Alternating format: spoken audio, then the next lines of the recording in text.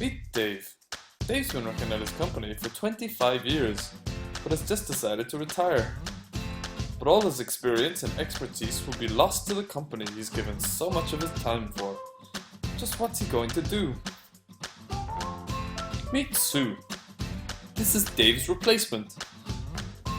Sue's going to follow Dave around for a couple of weeks, watch how he works, learn from his example, and try to pick up all his great work practices learned throughout the years of trying, practicing, and succeeding on the job. Everyone seems to have an apprentice these days. Batman has Robin, Superman has Lois, Ben even has Jerry. So, if it's such a good way to learn, why don't we learn this way in class? Well, now we can, with the cognitive apprenticeship approach. There are 6 methods to teaching with the cognitive apprenticeship approach.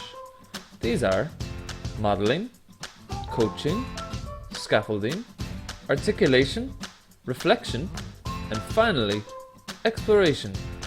With modeling, the teacher first shows the kids how to do it right. What difficulties are there in the task?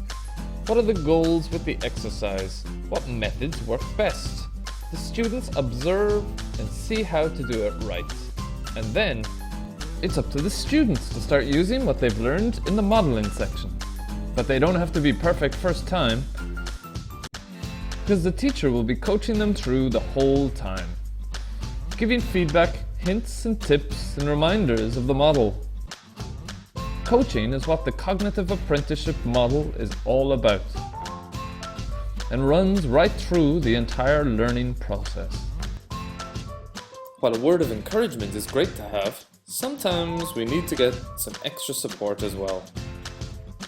Anytime the teacher helps the student along in solving the problem by providing resources or hints, we call this scaffolding.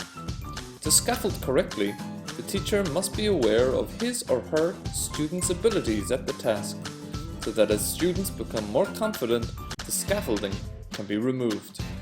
In the articulation stage, the learner is asked to discuss what they've learned and about their decision-making process up to that point, in order to make the learner aware of his own cognitive development.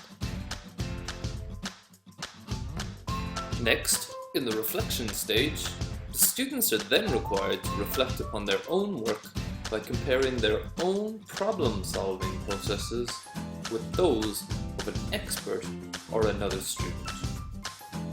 And, ultimately, an internal model of expertise.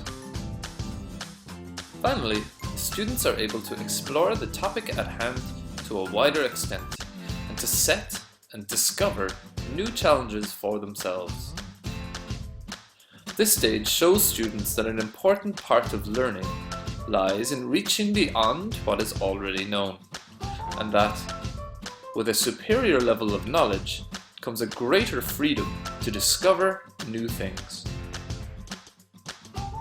So, by giving students a clear model to work from, great support and a little help along the way, and then asking them to reflect and articulate about their experiences learning, students will be ready to explore the world on their own terms.